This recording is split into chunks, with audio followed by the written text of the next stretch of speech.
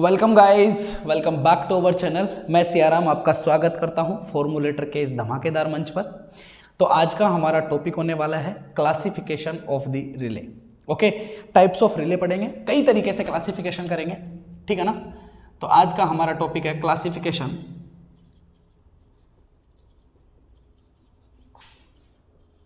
Of the relay, ठीक है ना। अब कितने तरीके से क्लासिफिकेशन करना है, शांति से बैठ जाए, बड़े प्यार से और आराम से पढ़ेंगे आज, ठीक है। धीरे धीरे देखो, तसल्ली से देखो। तो रिले को कई तरीके से क्लासिफाई किया जाता है, जैसे एज पर लोकेशन।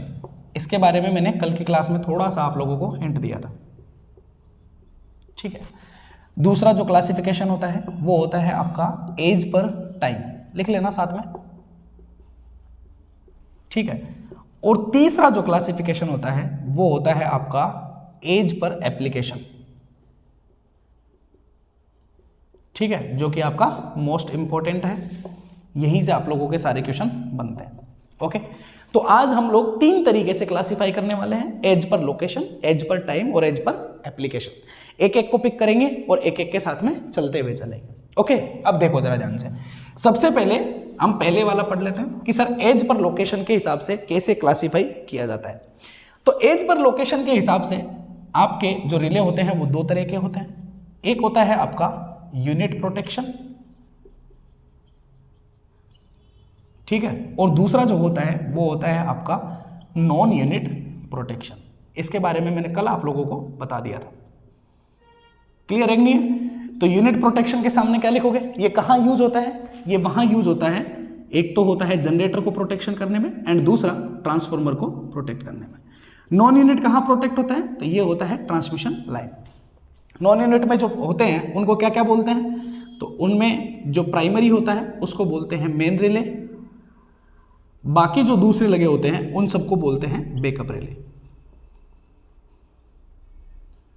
क्लियर है या नहीं है? ये कहानी क्लियर हुई है आपके, ठीक है ना। तो क्या बोलोगे, इसमें एक मेन रिले होता है, दूसरा बैकअप रिले होते हैं। ये सारी चीजें क्या है, ये सारी चीजें कल की क्लास में हम लोगों ने इंक्लूड कर ली थी। तो आई होप आप लोगों को सारी चीजें पता होगी कि यूनिट प्रोटेक्शन क्या होता है, नॉन यूनिट क्या होता है, ट्रांसमिशन लाइन के लिए नॉन यूनिट क्यों लेते हैं, जनरेटर और ट्रांसफार्मर का काम यूनिट प्रोटेक्शन से कैसे चल जाता है। तो ये एक छोटा सा ही था। एज पर लोकेशन कोई पूछे तो आप लोग ये चीजें बता सकते हैं। क्लियर है ना? ओके, अब आगे चलते हैं और चीजें थोड़ी सी समझिए, ठीक है। देखो दूसरी कहानी number 2, okay, as per time. As per time, अब ये टाइम कौन सा है? इस टाइम का मतलब है बेटा ऑपरेटिंग टाइम। ऑपरेटिंग टाइम कि हमारा जो रिले है वो ऑपरेट करने में कितना टाइम लगाएगा या कैसे ऑपरेट करता है, तो उसके ऊपर भी इनका क्लासिफिकेशन किया गया है। कौन कौन सा क्लासिफिकेशन होता है समझिए, ठीक है ना। जो पहला क्लासिफिकेशन, जो पहला इसको बोलते हैं वो बोलते हैं फिक्स टाइम रिले। क्या बोलते हैं बेटा? Fixed time relay. इसका क्या मतलब है? इसका यह मतलब है कि फॉल्ट करंट आपके सिस्टम में कितनी भी आओ, फॉल्ट करंट आपके सिस्टम में कितनी भी आओ, सपोज दैट आपने पिकअप वैल्यू रख रखी है 5 एम्पियर। कितनी रख रखी है? 5 एम्पियर। मान लो फॉल्ट करंट की वैल्यू है आपकी 7 एम्पियर है, फॉल्ट करंट की वैल्यू है मान लो आपकी 10 एम्पियर है, या फॉल्ट करंट है मान लो आपका कितना है 50 एम्पियर है। मतलब इससे थोड़ा सा ज्यादा हो या इससे बहुत ज्यादा हो, ठीक है। ये जो फिक्स टाइम रिले होता है, इसका जो वर्क करने का प्रोसेस होता है वो फिक्स होता है। ये कभी भी जल्दी नहीं करता है। जैसे आप लोगों ने सेट कर दिया कि भाई 2 सेकंड में ऑपरेट करना है या 5 सेकंड में ऑपरेट करना है, तो चाहे करंट 7 एम्पियर हो, 10 एम्पियर हो या 50 एम्पियर हो, ये अपना एक पर्टिकुलर एक फिक्स टाइम होता है, उतने ही टाइम में क्या करता है, ऑपरेट करता है। नाम से ही क्लियर है, फिक्स्ड टाइम रिले होता है। ओके, तो इसमें क्या लिखोगे, इसमें क्या लिखोगे कि the operational time of this relay, the operational time of this relay does not depend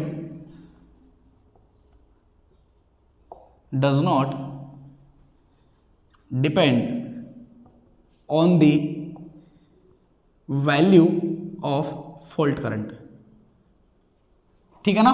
तो ये आपके फॉल्ट के वैल्यू के ऊपर डिपेंड नहीं करता है। इसका ऑपरेटिंग टाइम जो होता है ये क्या होता है, फिक्स्ड होता है। क्या होता है बेटा? फिक्स्ड होता है। क्लियर है कि नहीं है? Okay, next is second, instantaneous relay. Instantaneous का मतलब समझते हो ना कि रिले आया और फटाफट आप लोगों ने क्या कर दिया, ऑपरेट कर दिया, ठीक है ना। तो it's having minimum time to operate, ठीक है ना।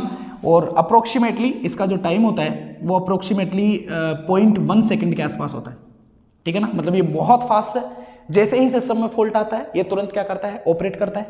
खास बात इसकी भी ये है कि it's also does not depend on fault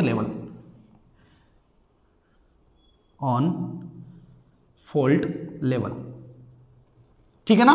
fault current कितनी भी हो, जैसा मैंने इसका जैसा बिहेवियर होता है सेम बिहेवियर इसका होता है। फॉल्ट वैल्यू कितनी भी हो, ये आप लोगों के हमेशा जैसे ही फॉल्ट आया तुरंत से तुरंत उसको क्या करता है, ऑपरेट करने की कोशिश करता है।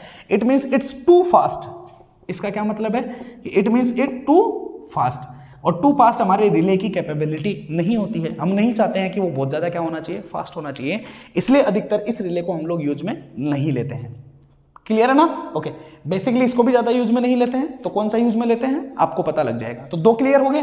Okay, type number 3। आप बोलोगे सर ये सब छोटी छोटी चीजें हैं, तो ये सब हमें क्यों बता रहे हो? देखो बेटा, ये सब छोटी छोटी चीजें हैं, इनको बताने में ज्यादा टाइम नहीं लगता है, ठीक है ना। मैं डायरेक्ट आपका एज पर लोकेशन वाले क्लासिफिकेशन भी आपको बता सकता था, सही है, लेकिन छोटी छोटी चीजों से भी पता हो आपको तो एक अच्छी खासी नॉलेज इकट्ठा हो जाती है, तो आपको पता होना चाहिए, अच्छी बात है। ओके, अब तीसरा जो होता है उसको बोलते हैं इनवर्स रिले। क्या बोलते हैं बेटा? इनवर्स रिले या इनवर्स टाइम रिले भी आप उसको बोल सकते हो। इसका क्या मतलब है? इसका मतलब सीधा सा है कि time is proportional to 1/i की पावर n। ये i यहां पे क्या है, ये i यहां पे रिप्रेजेंट कर रहा है किसको, फॉल्ट करंट को। किसको रिप्रेजेंट कर रहा है बेटा? फॉल्ट करंट को। इसका मतलब यह है कि फॉल्ट करंट अगर ज्यादा हुआ तो टाइम उतना ही क्या रहेगा, कम रहेगा। अगर फॉल्ट करंट कम रही तो टाइम क्या रहेगा, ज्यादा रहेगा।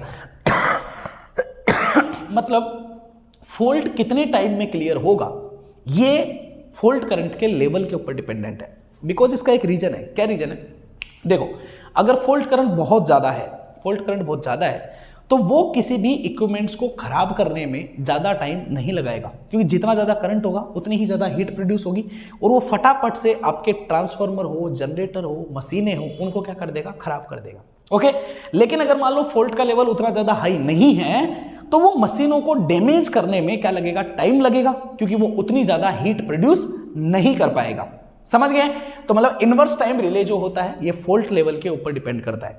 मतलब यहां पे n जो है ना, ये n, इस n की वैल्यू 2 भी हो सकती है, इस n की वैल्यू 3 भी हो सकती है, इस n की वैल्यू 4 भी हो सकती है। तो जितनी ज्यादा वैल्यू रहेगी, मान लो स्क्वायर रहेगा, क्यूब रहेगा, 4 रहेगा, तो जितनी ज्यादा पावर बढ़ेगी उसका मतलब है कि वो उतना ही ज्यादा इनवर्स तरीके से वर्क करेगा। मतलब इसका कर्व अगर आप बनाओगे ना तो ऐसा बनेगा, जैसे n = 2 के लिए ऐसा है, 3 के लिए बनाओगे तो और भी डीप, 4 के लिए बनाओगे तो और भी डीप, मतलब फटाफट ऑपरेट कर रहा है।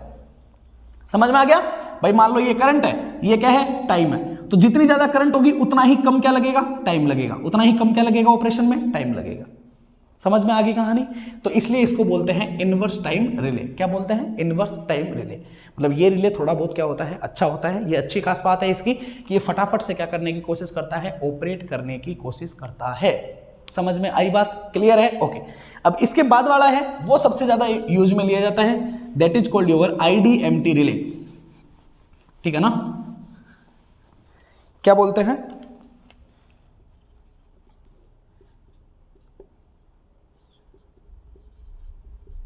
ओके, इसका फुल फॉर्म है इनवर्स डेफिनेट मिनिमम टाइम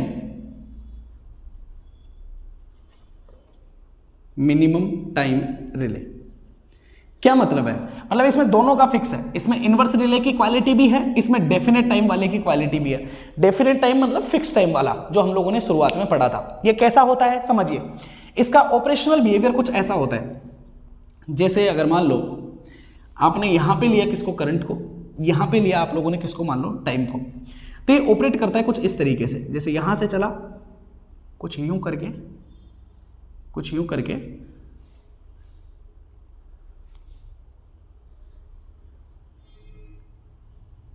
ठीक है, कुछ यूं करके इस तरीके से। ओके, ये कुछ इस तरीके से क्या करता है, वर्क करता है। इसको आप लोग थोड़ा उल्टा बना लो, एक काम करो, इसको तो ज़्यादा अच्छे से समझ में आएगा। इसको इधर इसमें करंट रख लो, इधर इसमें टाइम रख लो, ठीक है। तो आपको क्या समझ में आ रहा है कि अगर सर करंट की वैल्यू काफी कम है, ये फॉल्ट करंट है आपका, कौन सा करंट है बेटा, फॉल्ट करंट है। अगर फॉल्ट करंट की वैल्यू कम है, मान लो इतनी ही है, यहां पे मान लो ये कम है, तो ये इनिशियल वाला रीजन देखोगे तो इनिशियल वाले रीजन में स्लोप बहुत जबरदस्त है, देख रहे हो, यहां पे एकदम स्लोप है, यूं स्लोप है, यूं स्लोप है, यूं स्लोप है कि नहीं है। एक पर्टिकुलर वैल्यू के जाने के बाद में, मान लो यहां अगर आप देखोगे तो उसके बाद में, इस रीजन के बाद में आप आगे देखो, यहां पे ये अप्रोक्सीमेटली कैसा हो चुका है, फिक्स हो चुका है। समझ में आ गया। तो इस पर्टिकुलर रीजन के बाद में यहां पे जो टाइम की वैल्यू है, अगर आप ये टाइम देखो यहां से, तो फिर ये इतना ही टाइम है, अप्रोक्सीमेट क्या हो चुका है, फिक्स हो चुका है। तो इस पर्टिकुलर पे यहां पे आप बोल सकते हो कि यहां पे आपका टाइम क्या है, फिक्स है, ठीक है। लेकिन अगर आप यहां देखो इनिशियल में, तो करंट की वैल्यू जैसे जैसे बढ़ती जा रही है, करंट की वैल्यू जैसे जैसे बढ़ती जा रही है, टाइम फटाफट तरीके से क्या होता जा रहा है, कम होता जा रहा है। सही है, मतलब जो फॉल्ट का लेवल कम है यहां इस रीजन में, यहां से लेके अगर आप यहां तक अप्रोक्सीमेटली देखोगे, इतने रीजन में अगर आप देखोगे यहां से लेके यहां तक, ठीक है ना, तो इतने रीजन में आपको यह दिख रहा है कि जैसे जैसे करंट बढ़ रही है, टाइम का वैल्यू फटाफट तरीके से क्या हो रहा है, कम हो रहा है। लेकिन एक पर्टिकुलर टाइम के बाद में अगर फॉल्ट की वैल्यू बहुत ज्यादा हाई है, तो वो एक मिनिमम टाइम पे वर्क कर रहा है, और वो वैल्यू कैसी है, एक फिक्स वैल्यू है। मतलब अगर फॉल्ट बहुत ज्यादा हाई आ रहा है तो मिनिमम से मिनिमम टाइम में उसको निपटाने की कोशिश करेगा, मतलब उसके ऑपरेशन का जो टाइम रहेगा वो मिनिमम से मिनिमम रहेगा, और वो अप्रोक्सीमेटली कैसा है, फिक्स है। समझ में आ गया। लेकिन इनिशियल में अगर करंट जैसे जैसे बढ़ेगी, टाइम तुरंत क्या होता जाएगा, कम होता जाएगा। मतलब यहां से लेके यहां तक इसका बिहेवियर है इनवर्स के जैसा, और यहां आखिरी में जाके कैसा है, फिक्स टाइम फिक्स है यहां पे, और फिक्स भी कैसा है, मिनिमम से मिनिमम। समझ गया, नहीं समझे? तो क्या बोलोगे कि IDMT, ये अगर रिले का नाम आप लोगों को कहीं सुनने में मिल जाए तो यहां से एक क्वेश्चन ये पूछा जाता है कि IDMT में कौन कौन से रिले की क्वालिटी है। तो पहली तो ये तो नाम से ही क्लियर हो रहा है कि इनवर्स है और मिनिमम डेफिनेट है, दो रिले इसमें क्या हो रहे हैं, मिक्स हो रहे हैं। दूसरी बात, अगर फॉल्ट करंट की वैल्यू कम रही तो इसके ऑपरेशनल का जो बिहेवियर होता है वो बिहेवियर एग्जैक्टली सेम होता है किसके, इनवर्स टाइम रिले जैसा। अगर फॉल्ट करंट का लेवल काफी ज्यादा हाई है तो इसके ऑपरेशनल का जो बिहेवियर होता है वो फिक्स्ड टाइम वाला होता है। समझ गए, कम वैल्यू पे इनवर्स, ज्यादा पे फिक्स टाइम वाला रहता है। आई होप ये चीजें आप लोगों को समझ में आ गया होगा, as per location and as per time. Okay, अब जो मोस्ट इंपॉर्टेंट हमारा टॉपिक है उस टॉपिक की तरफ हम बढ़ते हैं, एज पर एप्लीकेशन। इसको हटा दूं मैं इसको हटा दूं ना, ठीक है, ओके, थैंक यू। देखो, अब आप बोलोगे सर ये सारी छोटी छोटी चीजें क्यों बता रहे हैं, तो बेटा आगे जाके आप लोगों का ग्रेडिंग वाला एक टॉपिक आएगा, that is called your time grading, current grading, ठीक है ना। मतलब आपको मैं बहुत तगड़ी तगड़ी चीजें बताने वाला हूं आगे क्लासिफिकेशन के बाद में भी, और अलग अलग प्रोटेक्शन करके भी दिखाऊंगा। ट्रांसफार्मर को अलग से प्रोटेक्ट करके बताऊंगा, जनरेटर को अलग से प्रोटेक्ट करके बताऊंगा, ठीक है ना। तो वहां पे इन छोटी छोटी चीजों का यूज कर करके हम बड़ी बड़ी चीजों को समझने में काफी हेल्प मिलेगी, और बहुत अच्छे अच्छे कॉन्सेप्ट हम लोग वहां से अचीव करेंगे, निकालेंगे, और मैं निकाल के बताऊंगा आपको, ठीक है ना। तो बस तसल्ली से चीजों को आप बस जैसे मैं पढ़ाता जा रहा हूं ना, वैसे बस चीजों को समझते जाइए और पढ़ते जाइए, अपने आप सारी चीजें क्लियर हो जाएगी। ओके, अब समझिए, next is your as per application, ठीक है ना। एज पर एप्लीकेशन, इसमें कई सारे क्लासिफिकेशंस हैं, जैसे ओवर करंट रिले, नाम सुना है आप लोगों ने, ओवर करंट रिले डेफिनेटली सुना होगा, ठीक है, ये आपके सिलेबस में है ओवर करंट रिले। ओके, और भी होता है over voltage relay,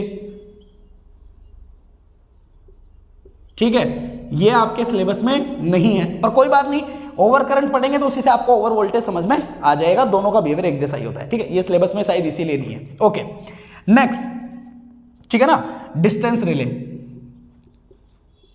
distance relay ये आपका भर भर के है, सिलेबस में पूरा है। ओके, उसके अलावा इनवर्स पावर रिले,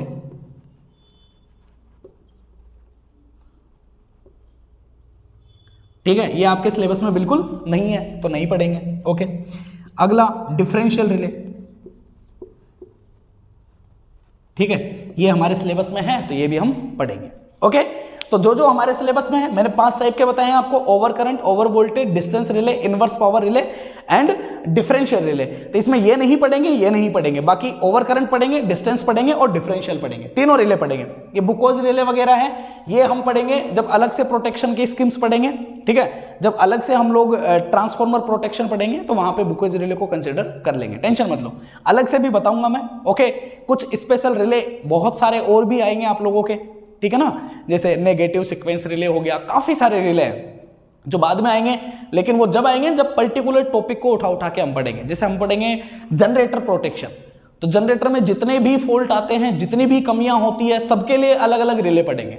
फिर पढ़ेंगे ट्रांसफार्मर प्रोटेक्शन, तो ट्रांसफार्मर में जितनी स्कीम लगाई जा सकती है सारी लगाएंगे, ठीक है ना। तो पहले ये पूरा पढ़ लेते हैं, फिर वो सारी चीजें पढ़ेंगे, ओके। अब एक एक को पिक करते हैं। देखो सबसे पहले आता है ओवर करंट रिले, ठीक है। अब मैं आपको एक बहुत ही जबरदस्त, ये 5 आप लोगों के रिले हो गए, इनको पढ़ने का एक बहुत ही जबरदस्त और बहुत अच्छा रूल है।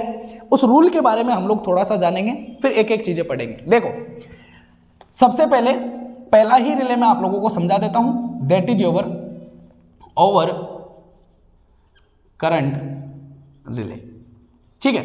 पहला अच्छे से समझ में आ गया तो बाकी सारे अपने आप ही समझ में आ जाएंगे, टेंशन मत लो। अब देखो 2 चीजें हैं बेटा, ठीक है। पहले रिले का थोड़ा सा मैकेनिज्म समझ लेते हैं कि रिले में एक्चुअली होता क्या है। बाइक तो आप लोगों ने सबने चलाई होगी भाई, बाइक तो चलाई होगी, चलाई है कि नहीं चलाई है? बिल्कुल चलाई है ना, सही। बाइक में एक मीटर लगा हुआ होता है जिसको आप बोलते हो स्पीडोमीटर, होता है कि नहीं होता है? बाइक में एक मीटर होता है जिसको आप बोलते हो स्पीडोमीटर। उसकी क्या खास बात होती है कि जैसे आपने बाइक को स्टार्ट किया, रेस खींची, बाइक को चला रहे हो आप, तो जब बाइक खड़ी थी, जैसे मैं एक स्पीडोमीटर बना देता हूं, मान लो ये एक स्पीडोमीटर है, ठीक है ना। ये मान लो 0 पे है, ये स्पीड दिखा रहा है, मान लो 10 दिखा दी इसने, यहाँ पे मान लो 20 दिखा रहा है, यहाँ पे मान लो 30 दिखा रहा है, ठीक है। जब आपकी बाइक खड़ी रहेगी तो वो जो सुई रहेगी वो यहाँ पे रहेगी। जैसे ही आप स्पीड बढ़ाओगे, बढ़ा इंक्रीज किया, तो ये सुई यहाँ से इधर की तरफ मूव करना शुरू करेगी। मान लो आप स्पीड को ले आए कितने पे, 30 पे ले आए, तो सुई यहाँ पे रहेगी। अब मान लो आप स्पीड को बढ़ा भी नहीं रहे हो, घटा भी नहीं रहे हो, एक बराबर स्पीड में पकड़ लिया, बाइक चल रही है, तो आपकी ये जो निडल है ये हमेशा यहाँ 30 पे बनी रहेगी। अब मान लो आगे कोई ब्रेकर आ गया, तो आपने क्या करनी है, बाइक को स्लो करनी है। स्लो करनी है तो मान लो आप लोगों ने ब्रेक दबाया या मान लो रेस को छोड़ दिया, कुछ भी किया, तो धीरे धीरे बाइक की स्पीड कम होगी। बाइक की स्पीड कम होगी तो ये जो सुई है ये ऑटोमेटिकली तरीके से पीछे आना शुरू हो जाएगी, कम होगी स्पीड, मान लो 20 पे आ जाएगी, 30 पे आ जाएगी, कहीं पे आ जाएगी। मतलब आप लोगों को इसमें एक चीज ध्यान से समझ में आ रही है कि ये जो निडल है, इस निडल के ऊपर 2 टॉर्क काम कर रहे हैं। समझ रहा हूं किसकी बात कर रहा हूं मैं भाई? ये रोटेशनल है, मतलब एक सर्कल में घूम रहा है, इसलिए मैं टॉर्क की बात कर रहा हूं, ठीक है ना।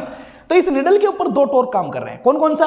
पहला वो टॉर्क जो इसकी स्पीड को, जब आप स्पीड बढ़ाते हो तो ये निडल को इधर ले जा रहा है। दूसरा वो टॉर्क जो इसको वापस से पीछे खींच रहा है। अब एक चीज को ना थोड़ा ध्यान से आप समझा करो। अब कौन सी चीजें समझिए, देखो मान लो कोई बॉक्स है ना। अब इस बॉक्स पे मान लो आप लोगों ने फोर्स लगाना शुरू किया, तो एक फोर्स इधर से आप इसके ऊपर फोर्स लगाओगे, ये मान लो किसी धरातल पे रखा हुआ है, यहां धरातल पे रखा हुआ है, तो यहां बीच में क्या है, मान लो फ्रिक्शन है। तो फ्रिक्शन हमेशा मूवमेंट का क्या करता है, अपोजिशन करता है। तो ये मान लो F1 हो गया, ये F2 हो गया। तो जब आप इसके ऊपर लगाओगे तो इस बॉक्स के ऊपर एक्चुअल में 2 फोर्स काम करेंगे, F1 काम करेगा, F2 काम करेगा। सही बात है। अब जब ये करेगा, जब मान लो ये आप इस पे धक्का लगाओगे, ये मूव करना शुरू करेगा, इसमें एक्सेलरेशन आएगा, आएगा कि नहीं आएगा? बिल्कुल सही है। तो इसका मतलब ये रहेगा कि जब ये इधर मूवमेंट करेगा उस टाइम पे F1 की वैल्यू ज्यादा रहेगी और F2 की वैल्यू कम रहेगी। सही बात है। अब धक्का मारते मारते एक टाइम ऐसा आएगा जब स्पीड बढ़ना बंद हो जाएगी और वेलोसिटी क्या हो जाएगी, कांस्टेंट हो जाएगी। अब जब वेलोसिटी कांस्टेंट हो जाएगी इस बॉक्स की, तो इसका मतलब यह है कि लगने वाले ओवरऑल फोर्स कितना हो जाएगा, 0 हो जाएगा। मतलब F1 और F2 एक दूसरे के क्या हो जाएंगे, बराबर हो जाएंगे। फिर मान लो आप लोगों ने धक्का देना बंद कर दिया, तो स्पीड वापस से क्या होगी, घटना शुरू होगी। स्पीड घटेगी, भाई इधर मूव कर रहे थे ना, स्पीड घटेगी, तो इसका क्या मतलब है, इसका मतलब यह है कि सर F2 बड़ा हो जाएगा और F1 छोटा हो जाएगा। समझ में आया? मतलब कोई भी क्वांटिटी जब ऑपरेट करती है तो उसके ऊपर मिनिमम 2 फोर्स लगते हैं। कितने फोर्स लगते हैं बेटा? 2 फोर्स लगते हैं।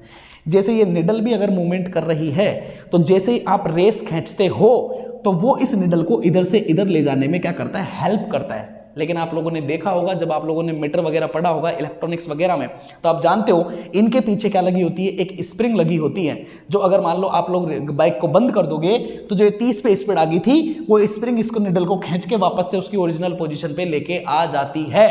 होता है कि नहीं होता है? तो इसमें दो टॉर्क होते हैं। एक कौन सा टॉर्क, जो इस निडल को इधर ले जाता है, जिसको हम बोलते हैं डिफ्लेक्टिंग टॉर्क। क्या बोलते हैं बेटा? Deflecting torque. समझ में आया कि नहीं आया? और एक वो टॉर्क जो इसको वापस से खींच के लाने की कोशिश करता है, जिसको बोलते हैं रीस्ट्रेन टॉर्क। और ये दोनों टॉर्क हमेशा एक दूसरे के अपोजिट डायरेक्शन में लग रहे होते हैं। समझ में आ गया?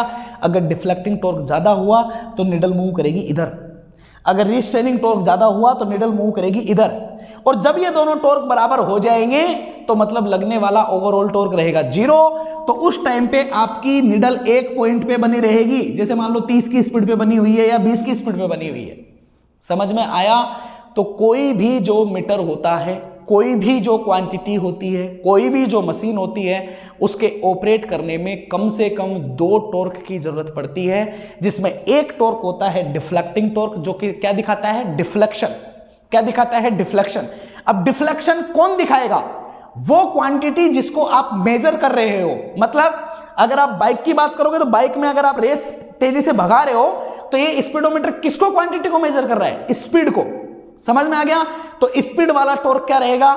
डिफ्लेक्टिंग टॉर्क रहेगा। समझ में आ गई बात? अगर आप स्पीड को कम कर रहे हो, छोड़ रहे हो, तो वापस से ये इसको पीछे खींच के लेके आ रहा है। जो इसको पीछे खींच के लाता है उसको बोलते हैं रीस्ट्रेनिंग टॉर्क। अब रीस्ट्रेनिंग टॉर्क मीटर के हिसाब से कुछ भी हो सकता है, अधिकतर स्प्रिंग लगी रहती है, स्प्रिंग इसको पीछे खींच के वापस क्या कर रही है? ले आती है। समझ में आई कहानी? 2 चीजें हैं बेटा, मीटर है ना मेजर ही करता है। अब बताओ रिले क्या है, मुझे ये बताओ रिले क्या है?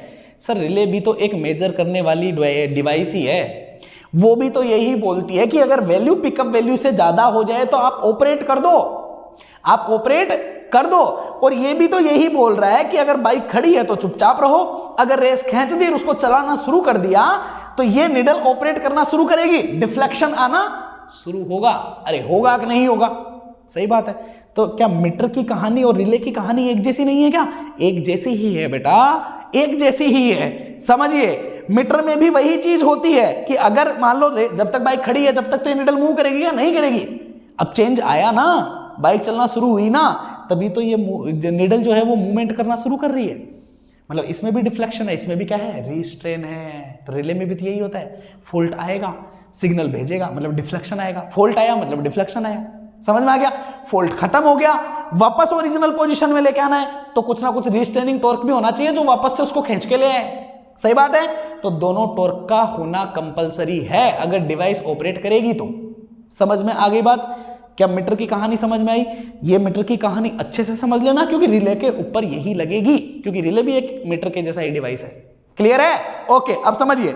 देखो बेटा, तो रिले को समझने से पहले, ठीक है भाई, रिले के बारे में जानने से पहले, रिले में मैंने पहली जो लाइन लिखवाई थी वो क्या लिखवाई थी? देखो लाइनों की इंपॉर्टेंस समझिए अभी यहां से। देखो मैंने बोला था कि रिले की जो एक्चुएटिंग क्वांटिटी होती है, जिनके रिले ऊपर रिले ऑपरेट करता है, वो 3 होती है। क्या क्या बोला था मैंने बोला था एक है मैग्नीट्यूड, बोला था। दूसरा बोला था मैंने एक है फेज डिफरेंस, बोला था। तीसरा मैंने बोला था फ्रीक्वेंसी। बोला था कि नहीं बोला था? अब इंडिया में अधिकतर फ्रीक्वेंसी चेंज नहीं होती है फॉल्ट के हिसाब से। क्यों नहीं होती है? क्योंकि इंडिया में अधिकतर फ्रीक्वेंसी हमारी 50 हर्ट्ज के आसपास ही रहती है। सही बात है। तो फ्रीक्वेंसी में ज्यादा फ्लक्चुएशन आता नहीं है। फिर भी कोई बात नहीं, चेक कर लेते हैं। मैग्नीट्यूड जो होते हैं उसमें 2 क्वांटिटी होती है, एक होता है वोल्टेज, एक होता है करंट। फेज डिफरेंस आप जानते हो, कोस ऑफ थीटा। ठीक है, सही बात है कि नहीं है? और फ्रीक्वेंसी तो फ्रीक्वेंसी है, एफ, जानते हो। मतलब आपके पास में अगर आप बोल रहे हो कि सर एक्टिविटी क्वांटिटी है, मतलब कोई होगा जो डिफ्लेक्शन लेके आएगा, तो बेटा फॉल्ट आएगा तो डिफ्लेक्शन किस में आएगा? वोल्टेज में आ सकता है, करंट में आ सकता है, फेज में आ सकता है, फ्रीक्वेंसी में आ सकता है, इन्हीं में आ सकता है ना। इनके अलावा तो नहीं आएगा किसी में। सही बात है भाई, इन्हीं में आ सकता है। सही बात है। अब इन्हीं में फॉल्ट आया, डिफ्लेक्शन आया, डिफ्लेक्शन जब खत्म हो जाएगा तो कोई इंसान ऐसा होना चाहिए जो उसको वापस खींच के लेके आए अपनी पोजीशन पे। अब वापस खींच के कौन लेके आएगा भाई? रिले में तो फिर से 4 क्वांटिटी है, वोल्टेज, करंट, फेज और फ्रीक्वेंसी, तो इन्हीं में से कोई खींच के लेके आएगा। सही बात है कि नहीं है? समझ में आई ना कहानी? तो इन्हीं चारों क्वांटिटी में से कोई एक इंसान रहेगा जो डिफ्लेक्शन को दिखाएगा, कोई एक इंसान रहेगा जो रीस्ट्रेन को दिखाएगा। समझ में आ गया? क्योंकि अगर डिवाइस ने ऑपरेट करना है, अगर कोई फ्लक्चुएशन आ रहा है तो सर मीटर की तरह 2 टॉर्क होना कंपलसरी है, एक डिफ्लेक्शन एक रीस्ट्रेन। क्लियर है ना कहानी? अब समझिए, देखो, तो कभी भी रिले को हम पढ़ेंगे तो हम लिखेंगे कि सर टॉर्क होगा, सही बात है। क्वांटिटी ये सारी है, इन्हीं को मैं कर रहा हूं यूज में। समझिए, पहली क्वांटिटी में लिख रहा हूं K1I², दूसरी क्वांटिटी में लिख रहा हूं K2V²। इसको समझ लिया, पूरा रिले समझ लिया, ठीक है। प्लस तीसरी क्वांटिटी लिख रहा हूं K3VI cos of theta minus tau. चौथी क्वांटिटी लिख रहा हूं K4, ठीक है। इसको मैं मिटा देता हूं, जगह निकलेगी। Okay, VI cos of theta minus tau और प्लस चौथी क्वांटिटी मैंने लिखा K4। एक एक लाइन को ध्यान से समझना, ध्यान से समझोगे काम हो जाएगा, ठीक है। ओके, पहली क्वांटिटी दिखा रही है करंट को, दूसरी वोल्टेज, तीसरी करंट वोल्टेज, साथ में cos ऑफ थीटा मतलब फेज वाली क्वांटिटी है, चौथी कांस्टेंट क्वांटिटी है, मतलब स्प्रिंग से दिखा सकते हो, फ्रीक्वेंसी से दिखा सकते हो, जो भी आपको दिखाना है। सही बात है? ओके, देखो अब कुछ चीजें हैं जो इंपॉर्टेंट है। क्या क्या चीजें हैं समझो। ओके, तो सर हमारे पास में टॉर्क होते हैं 2 तरह के, ठीक है भाई, 2 तरह के होते हैं। कौन कौन सा होता है? एक होता है जो डिफ्लेक्शन दिखा रहा है, ठीक है, और दूसरा जो होता है वो होता है रीस्ट्रेन जो दिखाता है।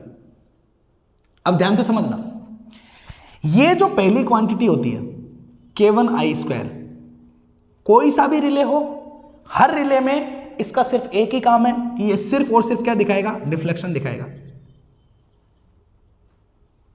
मतलब ये हमेशा किसको दिखाएगा? डिफ्लेक्शन टॉर्क को दिखाएगा। क्लियर है? ओके, क्वांटिटी नंबर सेकंड, ये जो होती है वोल्टेज वाली क्वांटिटी, ये हमेशा रीस्ट्रेन को दिखाएगी। समझ में आ गया? रीस्ट्रेन का मतलब जो वापस से खींच के ओरिजिनल पोजीशन में लाने का काम करता है। सही बात है? ये हमेशा डिफ्लेक्शन को दिखाएगा, ये हमेशा रीस्ट्रेन को दिखाएगा। खास बात है इसमें, क्वांटिटी नंबर नेक्स्ट, ये आपका डिफ्लेक्शन भी दिखा सकता है और ये आपका रीस्ट्रेन को भी दिखा सकता है। इसका क्या मतलब है? इसका मतलब ये है कि अगर ये क्वांटिटी अगर इसके साथ में आई, भाई एक सिस्टम के ऑपरेट करने के लिए दोनों टॉर्क का होना कंपलसरी है, एक डिफ्लेक्टिंग एक रीस्ट्रेन, दोनों पाए जाने चाहिए। अगर सिर्फ डिफ्लेक्शन हुआ तो वो डिफ्लेक्शन दिखा देगा, फिर उसको ओरिजिनल पोजीशन में लेके कौन आएगा? तो रीस्ट्रेन का भी होना जरूरी है। सही बात है? ओके, अगर ये क्वांटिटी अगर इसके साथ आई तो ये डिफ्लेक्शन को दिखाएगा, ये किसको दिखाएगी? रीस्ट्रेन को। समझ गए? अगर ये क्वांटिटी इसके साथ आई तो ये रीस्ट्रेन को दिखाएगा, तो फिर ये किसको दिखाएगा? डिफ्लेक्शन को दिखाएगा। समझ में आ गया? और चौथी क्वांटिटी जो होती है इसको बोलते हैं स्प्रिंग कांस्टेंट। ये स्प्रिंग वाला है, जब कोई नहीं आएगा, इनमें से मान लो सारे खत्म हो गए तो फिर ये अकेला बचेगा बेचारा। सही बात है? तो ये स्प्रिंग को दिखाता है। ये मतलब ये समझ लो कि डूबते को तिनके का सहारा, जब कोई नहीं तो इसका यूज में लेंगे फिर हम लोग, ठीक है ना। फिर इसकी खास बात, इसके बारे में बात करेंगे। ओके, समझ में आई कहानी? तो इसमें 4 क्वांटिटी याद रहेगी ना आप लोगों को? करंट, वोल्टेज, ये फेज दिखा रहा है देखो, cos of theta, VI cos theta, सही है ना, पावर वाला है, डिफ्लेक्शन, और ये आपका स्प्रिंग कांस्टेंट हो गया। ये याद रखना, ये डिफ्लेक्शन को दिखाएगा, ये रीस्ट्रेन को दिखाएगा, ये डिफ्लेक्शन रीस्ट्रेन दोनों दिखा सकता है। कैसे दिखाएगा? अगर इसके साथ में आने वाली क्वांटिटी जैसी होगी उसी के अकॉर्डिंग ये वर्क करेगा। अगर इसके साथ आया तो ये डिफ्लेक्शन को, ये रीस्ट्रेन को, अगर इसके साथ आया तो ये डिफ्लेक्शन को, ये रीस्ट्रेन को दिखाएगा। क्लियर है या नहीं है? बिल्कुल क्लियर है। ओके, और कुछ चीजें नहीं जो जान लो। देखो भाई, मान लो मैंने बोला ये एक मेरे पास वायर है ना, मैंने बोला इसमें करंट जा रही है इधर से इधर आई, और उसकी वैल्यू मान लो 2 एम्पियर। ठीक है, अब मैंने जब सर्किट बनाया, कैलकुलेशन किया, तो मैंने गलती से क्या किया, करंट की डायरेक्शन मैंने इस डायरेक्शन में ले ली। एक्चुअल में करंट इधर जा रही थी 2 एम्पियर, मैंने डायरेक्शन ये वाली मान ली। तो अब आप क्या बोलोगे, सर क्या टेंशन है, करंट की वैल्यू को -2 एम्पियर बोल दो, इतना ही है ना भाई। भाई अगर डायरेक्शन चेंज हो रही है तो यही हो सकता है ना भाई, इधर वाला मान लो पॉजिटिव है, आपने इधर मान लिया, लेकिन करंट मान लो इधर जा रही थी तो -2 एम्पियर लिख दो, यही करते हैं हम लोग। सही बात है, बिल्कुल सही। मतलब एक अकेला जो करंट है अगर मान लो, तो उसकी वैल्यू पॉजिटिव भी हो सकती है, नेगेटिव भी हो सकती है। उसी तरीके से मान लो कोई बैटरी है, ऐसे लगे हुई है, मान लो ये मैंने आप लोगों ने बोल दिया 4 वोल्ट, लेकिन आपने गलती से प्लस इधर लगा दिया, माइनस इधर लगा दिया और बोला V, तो अब इस V की वैल्यू क्या है, -4 वोल्ट है भाई। यही बात है पोलैरिटी के हिसाब से, ठीक है ना। मतलब V की वैल्यू भी पॉजिटिव या नेगेटिव हो सकती है अकॉर्डिंग टू ओरिएंटेशन। हमारे मानने के हिसाब से करंट की वैल्यू भी पॉजिटिव या नेगेटिव हो सकती है। सही बात है कि नहीं है, बिल्कुल सही है। अब समझिए भाई ये पॉजिटिव या नेगेटिव हुआ कैसे। भाई करंट जा रही थी यूं इस डायरेक्शन में, वर्ड क्लियर रखना, डायरेक्शन में करंट जा रही थी इस डायरेक्शन में, लेकिन आपने मान ली इस डायरेक्शन में, इसलिए नेगेटिव साइन लगाना पड़ा। अगर इसी डायरेक्शन में मानते तो 2 एम्पियर ही लिख देते कि नहीं लिख देते थे। मतलब ये पॉजिटिव नेगेटिव का खेल है क्या सर, ये डायरेक्शन से ऊपर डिपेंडेंट है। किससे ऊपर डिपेंडेंट है बेटा, डायरेक्शन से। अब देखो यार पहली क्वांटिटी को देखो, K1I²। अब सर करंट की वैल्यू यहां पे 2 एम्पियर रखो या -2 एम्पियर रखो, आंसर में तो 4 ही आना है, क्योंकि यहां स्क्वायर है। तो इसको डायरेक्शन से कोई फर्क पड़ रहा है क्या, नहीं, क्योंकि यहां स्क्वायर है। क्या ये वैल्यू कभी नेगेटिव हो सकती है, नहीं हो सकती। क्या ये वैल्यू कभी नेगेटिव हो सकती है, नहीं हो सकती। तो आप पॉजिटिव लो या नेगेटिव लो, यहां तो पॉजिटिव ही मिलेगा, यहां तो पॉजिटिव ही मिलेगा। तो क्या डायरेक्शन से इसको और इसको फर्क पड़ रहा है क्या, नहीं पड़ रहा है। तो समझिए ये दोनों जो टर्म्स होती है ये कहलाती है नॉन डायरेक्शनल। समझ में आई कहानी। ये वाली टर्म और ये वाली टर्म क्या कहलाएगी, नॉन डायरेक्शनल। अगर ये टर्म्स यूज होएगी तो रिले नॉन डायरेक्शनल कहलाएगा, समझना। लेकिन अगर मैं यहां बात करूं, अगर करंट की वैल्यू नेगेटिव -2 एम्पियर रख दी, वोल्टेज की वैल्यू 2 रख दी, तो -2 और 2 मिलके कितना हो जाएगा, 4। दोनों की वैल्यू माइनस रख दी तो माइनस माइनस प्लस हो जाएगा, प्लस रख दी तो प्लस प्लस प्लस हो जाएगा। लेकिन अगर प्लस माइनस रख दी तो माइनस भी हो सकती है। मतलब ये वाली क्वांटिटी पॉजिटिव भी हो सकती है, नेगेटिव भी हो सकती है। और पॉजिटिव और नेगेटिव होना किसके ऊपर डिपेंड करता है, डायरेक्शन के ऊपर डिपेंड करता है। समझ में आई बात या नहीं आई, बिल्कुल सही है। तो मतलब ये क्वांटिटी डायरेक्शनल क्वांटिटी है। समझ में आई कहानी। तो ये जो आपकी टर्म नंबर जो 3 है इसको बोलोगे आप डायरेक्शनल, इसको क्या बोलोगे आप, डायरेक्शनल। समझ में आ गया बेटा, बिल्कुल सही बात है। मतलब ये जो क्वांटिटी है ये नॉन डायरेक्शनल है, नॉन डायरेक्शनल है क्योंकि डायरेक्शन से इनको फर्क नहीं पड़ रहा है। लेकिन ये डायरेक्शनल है क्योंकि इसका पॉजिटिव नेगेटिव डायरेक्शन के ऊपर डिपेंड करेगा। तो ये टर्म जिसमें आएगी वहां बोलोगे डायरेक्शनल, ये जिनमें आएगी वहां बोलोगे नॉन डायरेक्शनल। क्लियर है कहानी। अब पढ़ सकते हैं हम लोग किसी भी रिले को। मैं कोई सा भी रिले पढ़ाऊंगा, इस इक्वेशन को पहले लिखूंगा फिर रिले को शुरू करूंगा। क्लियर है कि नहीं है, ओके। अब इसको हटा दूं क्या, इस इक्वेशन में किसी को कोई कंफ्यूजन वाली बात नहीं होनी चाहिए बेटा, ठीक है ना। पूरी इक्वेशन क्लियर होनी चाहिए, क्लियर है ना। तो देखो पहली टर्म डिफ्लेक्शन को, दूसरी टर्म रेजिस्टेंस को, तीसरी डिफ्लेक्शन और रेजिस्टेंस दोनों को दिखा सकता है, ये स्प्रिंग के लिए आता है, सही है। दूसरी यहां स्क्वायर है, यहां स्क्वायर है, तो ये दोनों नॉन डायरेक्शनल है। नेगेटिव वैल्यू रहेगी तो भी आउटपुट पॉजिटिव ही देगा, परफेक्ट है। लेकिन यहां पे वैल्यू का नेगेटिव या पॉजिटिव दोनों पॉसिबल है, that's why it's called the directional quantity. Term number 3 clear है ना, ओके। अब इसका यूज देखते हैं कि इसका यूज कैसे होगा। हर एक रिले को समझने में इसी का यूज होगा, ओके। अब देखो जरा, चलते हैं। सबसे पहले हेडिंग डालो ओवर करंट रिले। सबसे पहले हेडिंग डालो ओवर करंट रिले, ओके। देखो बेटा ओवर करंट रिले कैसा होता है समझना। भाई नाम से ही क्लियर है, ओवर करंट। इसका मतलब ये वो इंसान है जो रिले जो है वो करंट को मेजर करेगा, और अगर करंट की वैल्यू पिकअप वैल्यू से ज्यादा हो जाएगी तो क्या करेगा, ऑपरेट कर जाएगा। बड़ा कितना सिंपल है, नाम से ही से पहचानने में आ रहा है। ओवर करंट मतलब करंट की वैल्यू एक्सीड कर जाए तो ऑपरेट कर दो, सिंपल सी बात है बेटा। सही बात है कि नहीं है, बिल्कुल। अब एक बात बताओ, अगर मैं टॉर्क की इक्वेशन इसके लिए लिखूं तो क्या लिखोगे, याद ही हो जाएगी इसलिए बार बार लिखना। K1I², K2V², K3VI cos of θ - τ and K4 ठीक है, ओके। ये K1 ये वाली क्वांटिटी क्लियर थी आपके, ये वाली क्वांटिटी क्लियर थी K3। हाँ, यहां पे ये लिख लेना, ये थीटा क्या है और टो क्या है, अभी लिख लेना, समझ में आगे आ जाएगा, ठीक है ना। यहां पे थीटा में दिखा रहा हूं इंपेडेंस एंगल, ठीक है, अभी सिर्फ लिख लेना बस, ठीक है ना। और टो से मैं रिप्रेजेंट कर रहा हूं टॉर्क एंगल, ठीक है ना। टो से मैं रिप्रेजेंट कर रहा हूं किसको, टॉर्क एंगल को, और थीटा से मैं रिप्रेजेंट कर रहा हूं किसको, इंपेडेंस एंगल को। ये लिख लेना, पहले जो इक्वेशन लिखी थी ना वहीं पे मार्क करके लिख लेना, ओके। अब देखो भाई, मैं पढ़ रहा हूं ओवर करंट। ओवर करंट का क्या मतलब है सर, डिफ्लेक्शन कौन दिखाएगा, करंट। करंट की वैल्यू ज्यादा तो मतलब डिफ्लेक्शन आएगा। समझ में आ गई कि नहीं आ गई, बिल्कुल करंट की बात कर रहा है भाई। करंट की क्वांटिटी कौन सी है, ये रही। क्या वोल्टेज के बारे में बात कर रहा है क्या, नहीं, मतलब ये क्या हो गया, जीरो। क्या फेज के बारे में कोई बात की है, नहीं। तो ये क्वांटिटी कैसी होगी, जीरो। सर ये भी जीरो हो गया, ओहो, ये भी जीरो हो गया, ओहो। तो मैंने बोला कि किसी भी रिले को ऑपरेट करने के लिए कम से कम 2 टॉर्क तो होना चाहिए। ये तो है, करंट है, और ये हमेशा किसको दिखाता है, डिफ्लेक्शन को। तो फिर रेजिस्टेंस को कौन दिखाएगा, इसमें तो कोई है ही नहीं।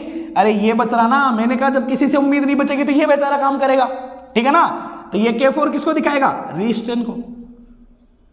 स्प्रिंग किसको दिखाएगी भाई, रेजिस्टेंस को। वापस खींच के लाने का काम तो कर ही सकती है, सही बात है। तो इसमें ये क्वांटिटी आएगी, ये क्वांटिटी आएगी, ये जीरो हो जाएगा, ये जीरो हो जाएगा।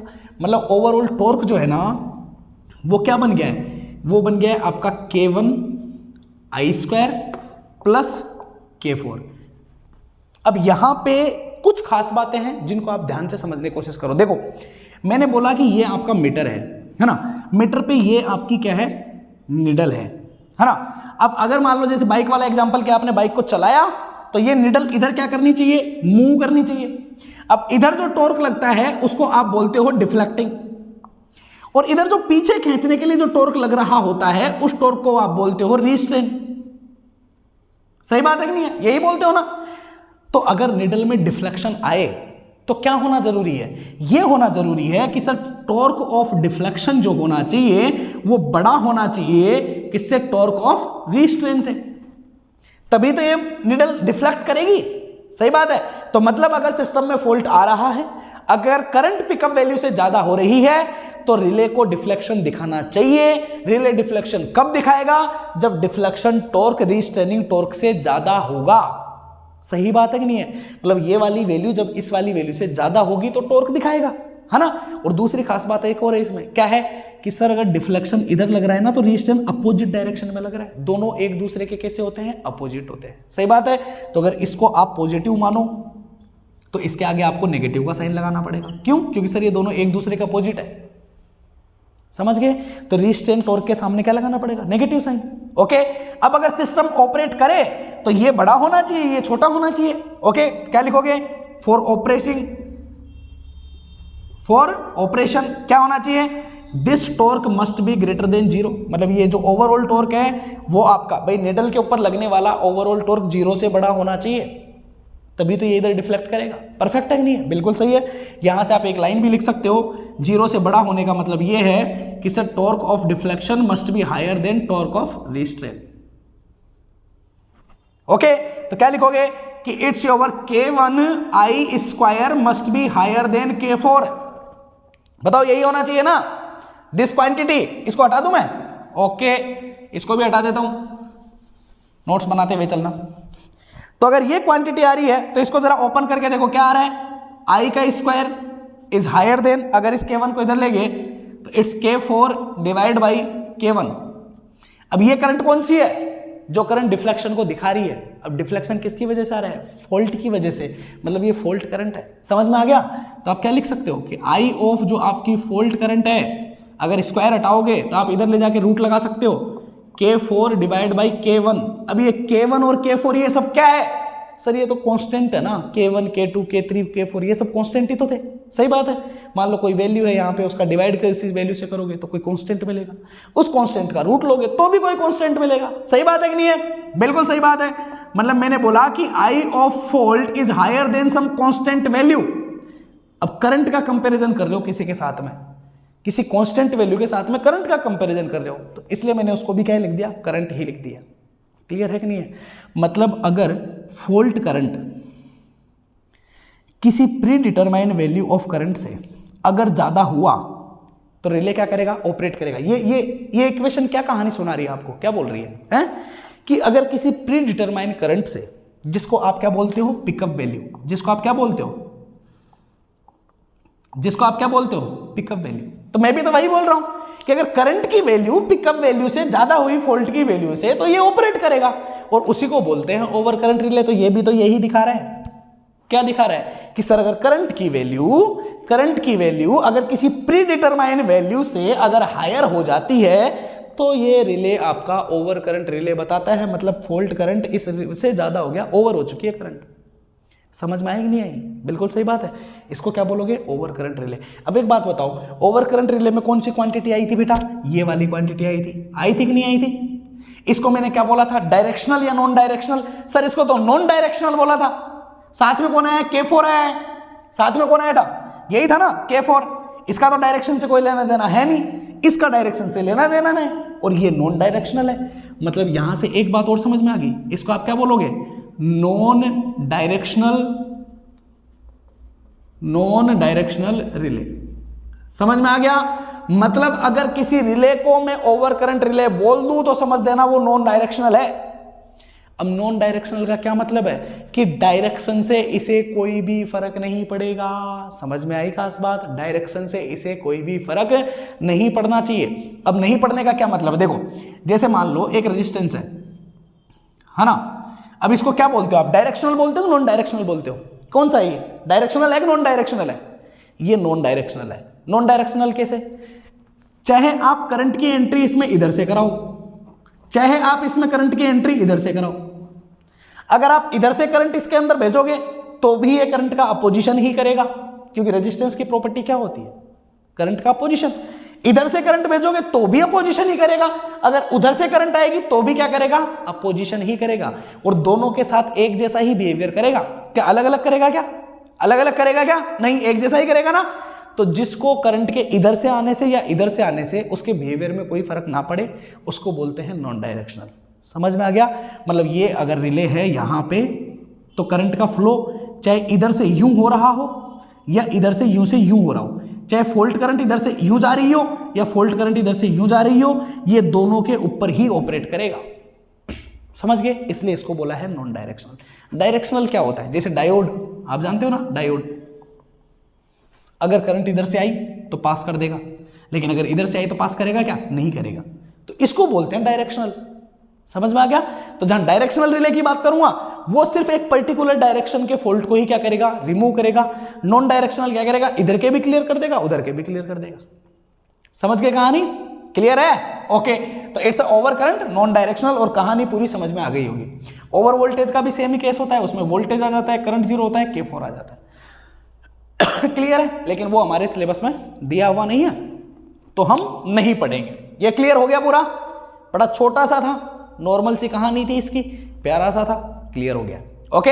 अब नेक्स्ट और इंपॉर्टेंट पे आते हैं हम लोग, that is called your distance relay. Very very very important. ठीक है, नेक्स्ट ऑप्शन पे आते हैं हम लोग, डिस्टेंस रिले। क्या ये डायरेक्शनल और नॉन डायरेक्शनल आप लोगों के क्लियर है या नहीं है? प्लीज बता देना मुझे, ठीक है ना।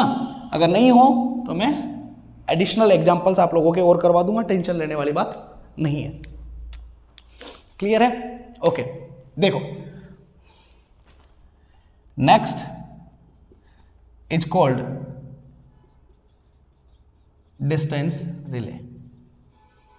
पहली बात तो ये है, डिस्टेंस रिले जो होते हैं, it's used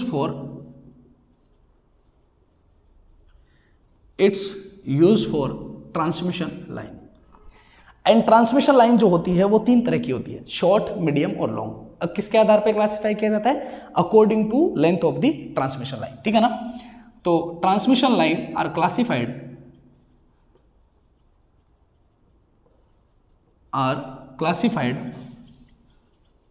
according to the length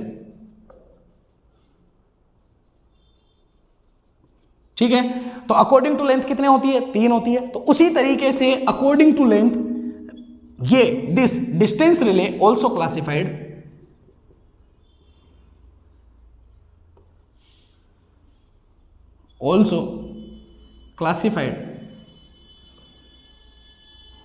ठीक है ना,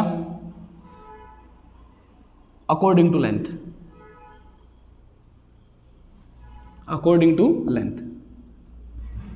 ठीक है। ट्रांसमिशन लाइन कितने तरह की होती है, 3 होती है, शॉर्ट मीडियम लॉन्ग। तो डिस्टेंस रिले भी आप लोगों के 3 तरह के होते हैं। इसको हटा दूं ना मैं इधर वाले को, ठीक है, कोई बात नहीं, एक बार लिख लो आप सारा। ओके, तो these also classified as 3 types. First, okay, that is called your impedance relay.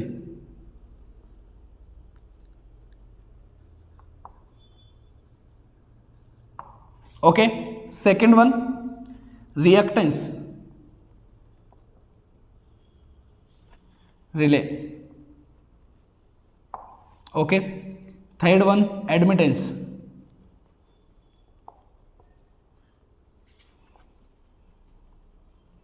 Okay, it's called impedance relay, means Z से दिखा सकते हो, रिएक्टेंस एक्स को बोलते हैं, और एडमिटेंस को आप और क्या बोल सकते हो, मोहो भी बोल सकते हो, मोहो रिले, ठीक है, वाई से दिखा सकते हो। ओके, जरा मुझे ये बताओ इसमें शॉर्ट मीडियम और लॉन्ग कौन कौन सी है। ये इंपेडेंस रिले को मैं कौन सी लाइन बोल सकता हूं, शॉर्ट या मीडियम, कौन सी बोल सकता हूं। रिएक्टेंस को कौन सी बोल सकता हूं, अरे पता है कि नहीं पता है, इतना तो पता ही होगा बेटा। रिएक्टेंस को बोल सकते हैं शॉर्ट ट्रांसमिशन लाइन, ठीक है। इंपेडेंस को बोल सकते हैं मीडियम, ओके, और मोहो किसके लिए होता है, लॉन्ग ट्रांसमिशन लाइन। क्लियर है कि नहीं है। ये मीडियम, शॉर्ट और लॉन्ग कैसे लिखा है, ये सबके क्लियर है कि नहीं है, जिनके नहीं हो समझ लो।